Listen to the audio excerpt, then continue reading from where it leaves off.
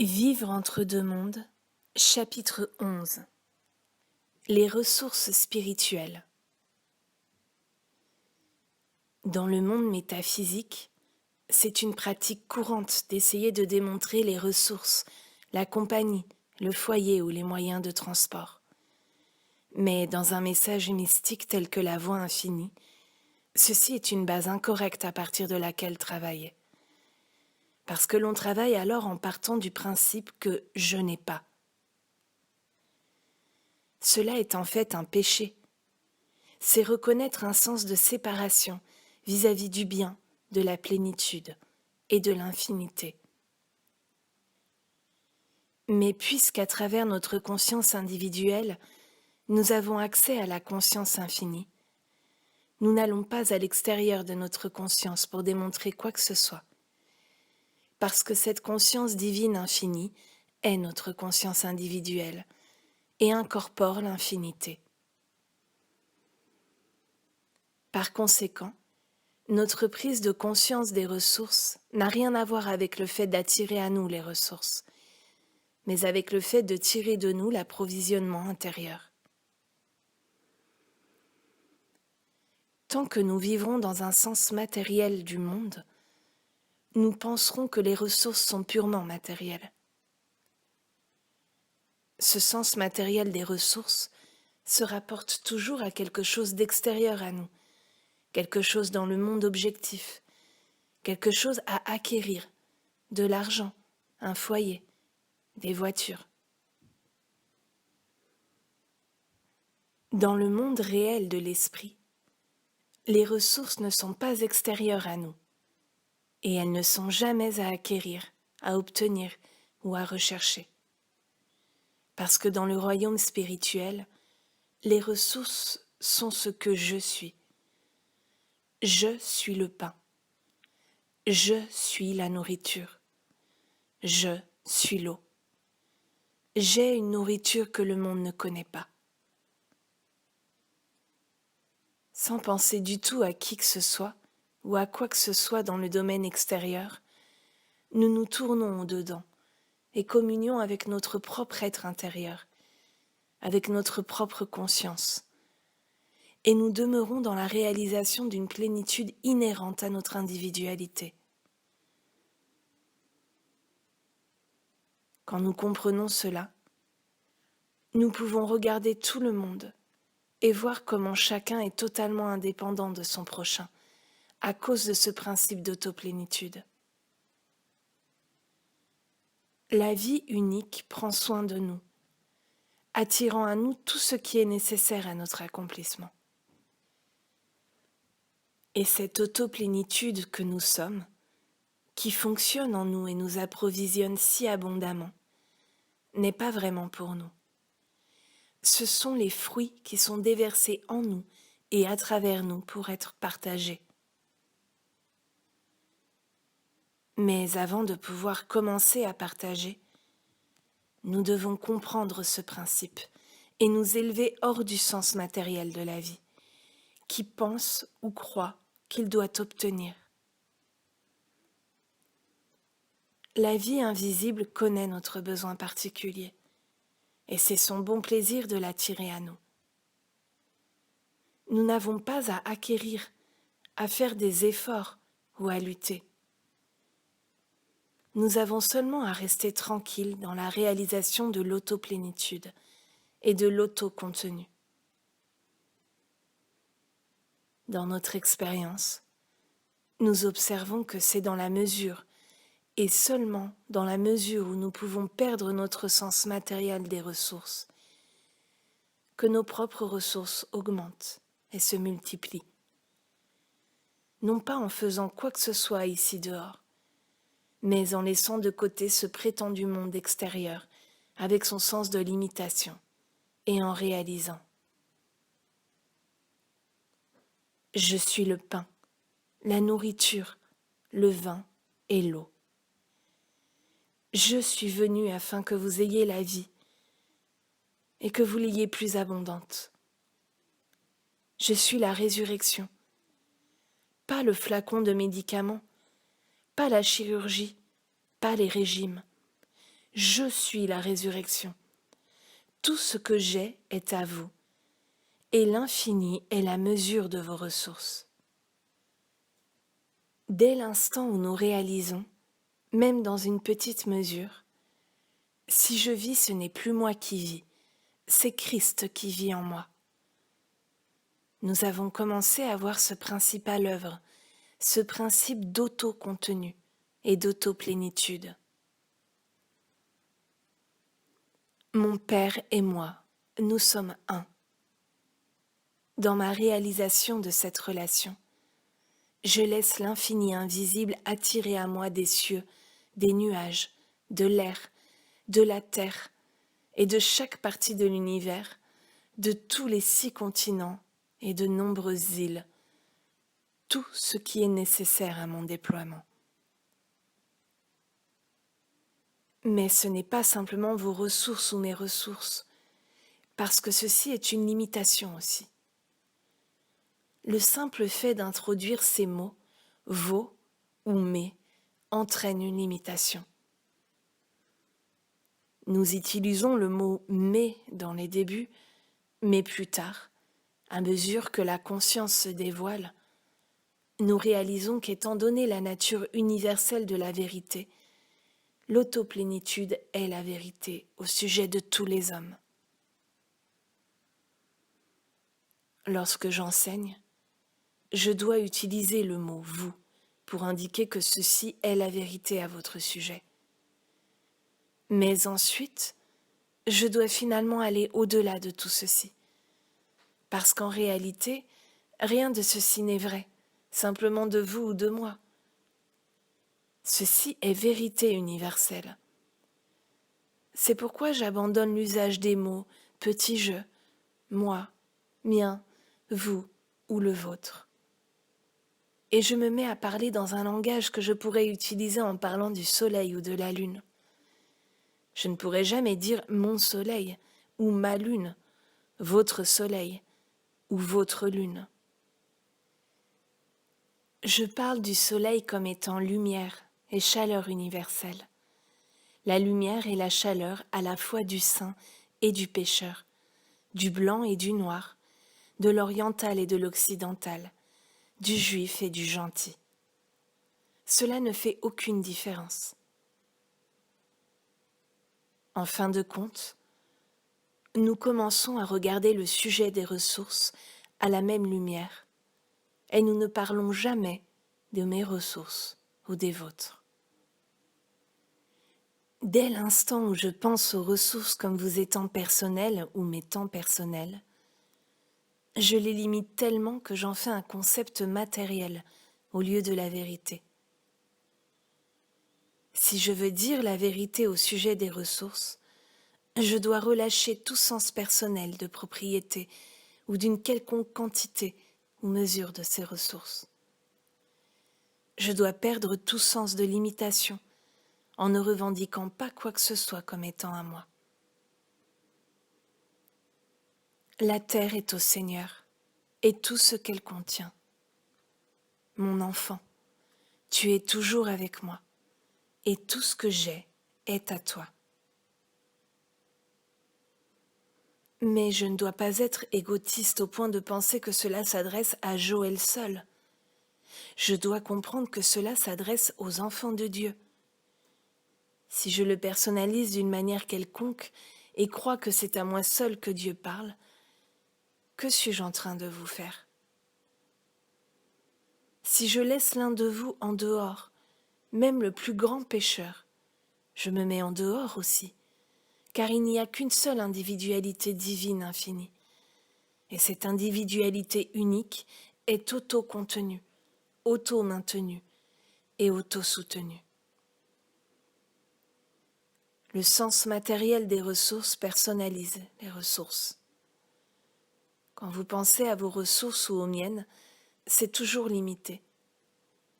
Mais quand vous pensez que toutes les ressources sont au Père, elles sont infinies. Vous devez apprendre à regarder ce monde et à le suivre à travers les périodes de panique, de jours fériés, d'effondrement financier, de vendredi noir et de crise des années 30. Vous devez regarder ces années vraiment en face. Puis regardez cette terre et voyez si pendant l'une quelconque de ces crises, il y avait la moindre pénurie. Voyez s'il y avait moins d'arbres, moins de fruits sur les arbres, de légumes en terre, de poissons dans la mer, d'oiseaux dans le ciel, de bêtes des montagnes par milliers, de charbon ou de pétrole dans le sol, ou d'or, d'argent, de platine ou d'uranium. Y avait-il moins de dollars? L'approvisionnement en or avait-il soudain disparu? Voyez si, à une quelconque époque dans ce monde, il y a eu un manque de ressources suffisantes. Et vous commencerez alors à comprendre à quel point il est vrai qu'il n'y a pas moins de ressources sur la Terre dans les périodes de panique que dans les périodes de prospérité. Et qu'il n'y en a pas davantage dans les périodes de prospérité que dans les périodes de panique. Les ressources étaient tout aussi infinies dans les années 30 qu'elles le sont dans la période d'inflation des années 60. Il y avait tout autant de ressources. Et cependant, pensez, et je parle seulement des États-Unis avec leur abondance infinie, pensez à la pauvreté qu'il y avait, à la pénurie et aux limitations pendant ces 10 années. En cette année 1964, qui selon les journées est sans aucun doute l'ère la plus prospère que les États-Unis aient jamais connue, où tout le monde a plus d'argent que quiconque n'en a jamais eu, plus de nourriture, plus de vêtements, plus de gadgets, plus d'automobiles et plus de maisons. Il y a des gens, juste au coin de la rue, qui vivent de moins d'un bol de riz par jour. Des gens qui doivent vendre ou tuer leurs animaux familiers pour se nourrir. Si vous deviez dire à de telles personnes que ceci est une période de prospérité, je pense que vous les verriez vous regarder avec une grande tristesse et vous dire que ce sont les jours les plus pauvres que le monde ait jamais connus. Pourquoi alors tant de personnes étaient-elles limitées? Il n'y a qu'une seule réponse. Le monde entretenait un sens matériel des ressources, et aussi longtemps qu'il le fera, il sera limité. C'est pourquoi même des compagnies qui ont des millions et des millions de dollars ont parfois des problèmes financiers. C'est pourquoi des gouvernements font faillite, non parce qu'il y a moins de ressources qu'il n'y en a jamais eu, mais parce qu'un sens matériel des ressources est entretenu. En réalité, il n'y a pas une chose telle que l'abondance ou la pénurie. Il y a seulement l'expérience individuelle qu'a chaque personne de l'abondance ou de la pénurie. L'abondance est toujours la même.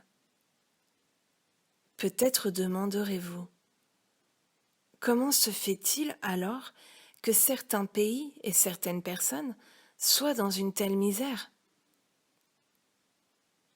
Pour répondre à cette question, il y a quelque chose que vous devez comprendre au sujet de cette expérience de pénurie et de limitation. La vérité est que l'abondance est ici, maintenant. Il y a un approvisionnement infini. Et soyez certains que ceux qui ne le reçoivent pas ou ne l'ont pas sont d'une certaine manière en train de lui barrer la route vers eux-mêmes.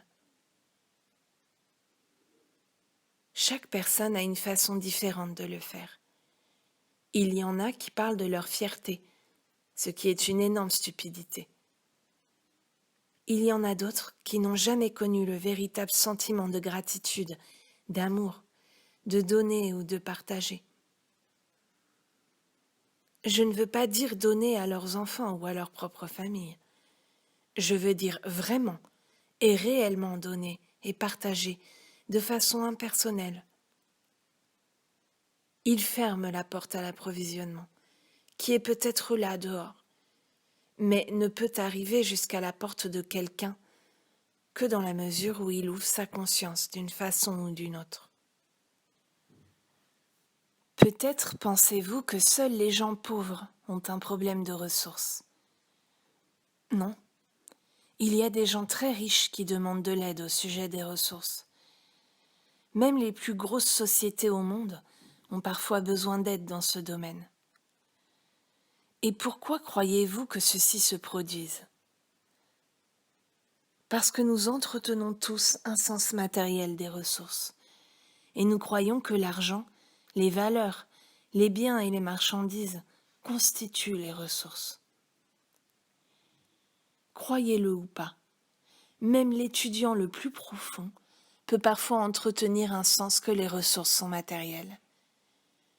Et dès l'instant où il fait cela, la peur fait son entrée. Parce que lorsqu'il pense que les ressources sont matérielles, il commence aussitôt à mesurer quelle quantité, petite ou grande, est disponible. Vous avez dû apprendre dans la lettre, cette année, que Dieu n'a jamais créé un univers matériel et qu'il n'y a pas d'univers matériel. Il y a seulement un sens matériel de l'univers. Et c'est ainsi qu'il n'y a pas non plus de ressources matérielles. Les ressources sont spirituelles. Par conséquent, les ressources sont infinies. Si vous vous ouvriez pour laisser entrer l'Esprit de Dieu, pour accepter la grâce de Dieu, pour être consciemment un avec le Père, toutes les ressources nécessaires vous seraient alors ajoutées. Mais ceux auxquels n'a pas été enseignée la façon spirituelle de vivre à partir de cet état élevé, peuvent encore avoir l'abondance en ouvrant leur conscience humaine à une certaine mesure d'amour humain, en donnant, en partageant, en servant et en se montrant un peu plus amicaux. D'une façon ou d'une autre, ceux qui n'ont pas font l'expérience du manque parce qu'ils ont fermé la porte. Ils l'ont eux-mêmes fermée à l'abondance infinie. Ce n'est pas fait de manière préméditée, c'est toujours fait par ignorance. Si nous pouvions commencer avec les petits-enfants et leur enseigner à ne pas aller à Dieu pour des choses, mais à ouvrir la porte de la conscience pour laisser entrer l'Esprit de Dieu, ces enfants grandiraient avec une conscience de l'abondance. La manière dont celle-ci viendrait à eux serait différente pour chacun, mais elle viendrait, parce que l'Esprit de Dieu auquel ils auraient été ouverts est le pain, la nourriture, le vin et l'eau même de vie. À ceux qui n'ont pas atteint ce niveau élevé de conscience, on peut enseigner à donner, à partager, à servir, à coopérer, à sortir de cette coquille de personnalité dans laquelle ils vivent, à regarder autour d'eux et à commencer à aider à remplir les besoins de leurs prochains. Ils découvriraient, même à leur niveau, qu'ils seraient en train d'ouvrir la porte ou la voie à leur propre entrée de ressources, parce qu'il n'y a pas qu'une seule façon d'expérimenter l'abondance. Il y a approvisionnement à chaque niveau de conscience. J'ai remarqué que bien des gens, pour une raison ou pour une autre dans leur expérience, en sont venus à réaliser qu'ils fermaient la porte à l'approvisionnement, faute d'aimer suffisamment, de donner ou de partager, et ont alors décidé de payer la dîme, changeant ainsi la nature entière de leur démonstration, même quand elle n'était pas au niveau le plus élevé de la réalisation spirituelle, mais au niveau de l'aide et du partage avec le prochain. La plus haute démonstration est bien sûr la démonstration de la conscience de la présence de Dieu. C'est ceci qui remplit tous vos besoins. Au niveau mystique de conscience, on ne doit jamais permettre à la pensée de demeurer sur les ressources comme si c'était quelque chose à atteindre, ou même à gagner, ou à mériter. Les ressources sont la réalisation de « je » au centre de vous, qui est venu afin que vous ayez la vie et que vous l'ayez plus abondante. Commencez-vous à voir la différence entre ces deux mondes ? Ce monde extérieur par lequel nous paraissons vivre des choses qui sont à l'extérieur, et ce monde intérieur dans lequel nous réalisons que même ces choses qui semblent nous venir de l'extérieur sont en réalité attirées à nous par l'esprit qui est au-dedans de nous. Nous n'avons plus à nous inquiéter d'attirer à nous la lumière du soleil, la pluie, les vitamines ou les minéraux. Nous demeurons seulement dans la vérité que la vie de nous, invisible, est ce qui attire du monde extérieur, ce qui est nécessaire dans notre expérience individuelle. Quel que soit le domaine d'expérience que vous soyez en train de considérer, vous ne devez jamais oublier le grand principe de l'impersonnalisation. Personnaliser Dieu est le plus grand péché. Penser que Dieu est quelque saint, ou penser que Dieu fait partie de quelque race, religion ou croyance particulière, séparée des autres, est un péché. Dieu n'est pas un « il » ou un « elle ». Dieu est esprit. Ce ne peut pas même être un « cela », malgré tout ce que nous savons.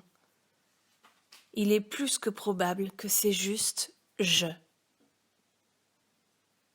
Un jour, sans doute, nous devrons nous élever au-dessus du concept de Dieu en tant que cela, parce que cela semblerait signifier quelque chose de séparé et distinct de je. Finalement, nous ne pouvons pas avoir un je et un cela. Quand nous utilisons le mot cela, nous ne pouvons y penser qu'en termes de genre neutre, mais pas comme quelque chose de séparé et distinct de je. Parce que je n'a évidemment pas de genre. Je est vie éternelle. Je est la vie de ce qui est masculin, féminin et neutre. Peu importe le genre, je est vie éternelle. Maintenant, vous avez aussi dû voir que vous ne pouvez pas personnaliser l'erreur. N'avez-vous pas appris que chaque problème dans lequel vous avez été impliqué est venu soit d'une personnalisation de Dieu, soit d'une personnalisation de l'erreur? Tant que vous ne verrez pas l'erreur comme un néant impersonnel, une croyance en deux pouvoirs, vous ne pourrez pas en être libre. Vous devez maintenant faire un autre pas et impersonnaliser les ressources, de sorte qu'il n'y ait pas mes ressources ou les vôtres. Il y a l'auto-contenu, l'auto-plénitude, l'auto-accomplissement. Dans la prise de conscience de votre relation d'unicité se trouve la plénitude et la totalité. Cette unicité avec le Père est ma plénitude, mais pas la mienne séparée de la vôtre. Vous avez la même plénitude, la même perfection. Vous n'avez besoin que de vous éveiller à elle, et vous vous éveillez à elle dans la mesure où vous pouvez impersonnaliser Dieu, impersonnaliser l'erreur, impersonnaliser les ressources, impersonnaliser l'amour. La seule façon pour vous d'impersonnaliser l'amour et d'exprimer l'amour divin est de ne pas donner ou retenir, et de savoir que vous n'avez pas le pouvoir de donner ou de retenir. Vous pouvez seulement être l'instrument à travers lequel cela se produit. Si vous avez autour de vous des chiens, des chats ou des oiseaux, et si, sans aucune intention de les attirer ou de vouloir leur donner quelque chose, vous maintenez cette même tranquillité intérieure, de sorte que l'esprit puisse se manifester, ces animaux et ces oiseaux vous aimeront. Et pourtant, vous ne serez pas personnellement en train de leur prodiguer de l'amour humain, de l'affection ou des soins humains. En dépit de tout ce que vous savez, humainement, vous serez tenté d'aimer ou de retenir l'amour sur une base personnelle, de donner plus ici et moins là. Tout ceci est une barrière à la démonstration de la véritable harmonie dans votre vie. Vous devez, chacun, Avoir une période pendant la journée dans laquelle vous vous laissez devenir une transparence pour que cet esprit bénisse votre foyer, votre affaire ou votre nation, mais sans qu'il y ait un sens personnel de ceci. Humainement, il se peut que vous ayez une plus grande affection pour une personne que pour une autre. Ce doit être parce que les autres sont responsables de cela. En réalité, je ne pourrais pas donner plus d'affection humaine à ceux qui ne la donnent pas ou ne la partagent pas, car ils ne l'attirent pas. Ceux qui attirent l'affection au plus haut degré en reçoivent la plus grande mesure. Cela, je le reconnais, est vrai du point de vue humain. Mais cela ne m'empêche pas, au moins une fois par jour, d'entrer dans ma tranquillité intérieure et de réaliser que je ne donne ni ne retire l'amour à qui que ce soit. Je suis maintenant la transparence à travers laquelle la grâce de Dieu embrasse toute personne, partout. Alors, leur réceptivité créera pour eux une vie remplie, ou bien leur manque de réceptivité laissera leur vie se dilapider ici-bas. Je ne suis pas responsable de cela. Je suis seulement responsable de laisser briller la lumière. Il ne m'incombe pas de faire ouvrir sa porte à quelqu'un pour la recevoir. Cela est sa fonction. Mais j'ai la responsabilité de fournir la lumière à ceux qui se tournent vers moi. Votre plus grand cadeau à ce monde n'est pas votre service personnel à votre famille, à vos animaux familiers ou à ce monde. Votre plus grande valeur est la mesure dans laquelle vous pouvez demeurer tranquille et être une telle transparence claire que l'amour de Dieu puisse s'écouler dans cette maisonnée, dans cette affaire, dans cette nation. Ceci est impersonnaliser l'amour. Et c'est cet amour impersonnel, cet amour divin, qui remplit le besoin individuellement et collectivement. De nouveau, comprenez-moi bien. À certains niveaux de la vie humaine, une personne devrait humainement être très aimante, charitable et bienveillante, car ceci est sa seule voie d'accès à la paix et à l'harmonie. Ce qu'elle donne, elle le reçoit. Ce qu'elle sème, elle le récolte aussi, mais pas au niveau spirituel. À ce niveau, la plus haute expérience spirituelle est l'amour divin. Et ceci n'est pas un amour que vous ou moi pouvons donner ou retenir. C'est quelque chose qui s'écoule à travers nous et se manifeste au niveau humain. Un individu sous la loi de Dieu laisse la lumière de Dieu briller à travers lui. Il ne la donne pas, il ne la retient pas. Mais la taille du seau qu'une personne porte au puits est la quantité d'eau qu'elle en ramène. La mesure dans laquelle nous recherchons la réalisation de Dieu dépend toujours de nous. Ce n'est pas à Dieu de nous poursuivre, de nous frapper sur la tête et de dire « Hé là, tu devrais avoir Dieu !» Ainsi, vous voyez comme tout le monde souffre de pénurie et de limitation, en dépit de toute la nourriture, de tout l'habillement et de tout le logement disponible. Les fabricants peuvent doubler leur capacité n'importe quel jour de la semaine, dans n'importe quelle chaîne de marchandises ou de préparation alimentaire. Ils attendent seulement ceux qui sont réceptifs à ces produits. Alors, ils les produiront. Les ressources sont infinies, mais il doit y avoir la réceptivité. Chacun dira « Oh, je prendrai toutes les ressources que vous me donnerez ».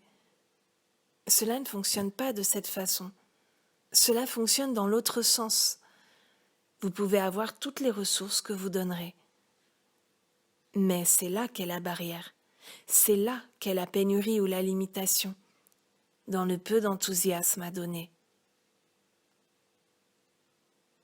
Doit-on blâmer les peuples du monde qui meurent de faim pour leur manque de nourriture ?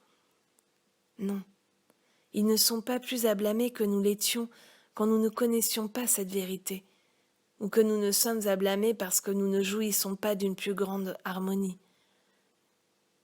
C'est seulement parce que nous ne sommes pas conscients de la vérité plus grande.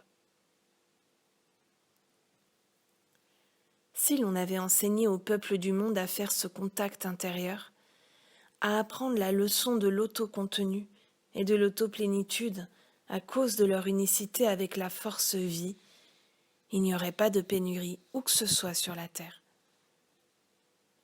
Il y a de l'espace sur cette terre pour faire pousser toutes les récoltes nécessaires. Mais beaucoup de gens dans le monde ne se sont pas encore ouverts au pain, à la nourriture, au vin et à l'eau qui est au-dedans d'eux. Il y a pénurie et limitation aux États-Unis, aussi bien que dans les autres pays. Mais ceux qui en souffrent laissent l'abondance dehors par ignorance. Certains ont laissé leur nature se dessécher, et là où il n'y a pas d'amour, il n'y a pas d'abondance. Ils se sont laissés aller à devenir renfermés, séparés et isolés de leurs prochains. Ils ont développé une conscience consistant à obtenir au lieu de donner, et même à obtenir quelque chose pour rien. Cependant, cette ignorance n'est pas leur faute. Ils sont simplement hypnotisés, et cet état d'hypnose se poursuivra jusqu'à ce qu'il y ait un éveil au-dedans d'eux, qui les conduise à quelque chose de plus élevé que le sens matériel, et brise cette hypnose universelle. Prenez l'habitude, une fois par jour, de vous asseoir tranquillement, et de ne donner aucun amour humain à qui que ce soit, mais d'autre part, de n'avoir aucune émotion négative, pas de haine, d'envie, de jalousie, de méchanceté, de vengeance ou d'indifférence. N'ayez pas ces choses-là, et n'ayez aucun désir d'aimer qui que ce soit. Asseyez-vous tranquillement pendant un moment, et laissez l'Esprit de Dieu, l'amour divin, s'écouler à travers votre conscience vers ce monde, vers cette maisonnée, vers cette famille, vers ce groupe d'étudiants, vers les autres, vers la ville, l'État, la communauté, la nation, et finalement le monde. Ta grâce suffit à ce monde. Que ta grâce soit sur ce monde. Que ta grâce soit réalisée dans toute la conscience humaine. Que ta grâce soit établie sur terre comme au ciel. Soyez ensuite silencieux quelques instants pendant que l'esprit s'écoule. Vous n'avez donné aucun amour. Vous n'avez retenu aucun amour. Vous n'avez pas manqué d'amour.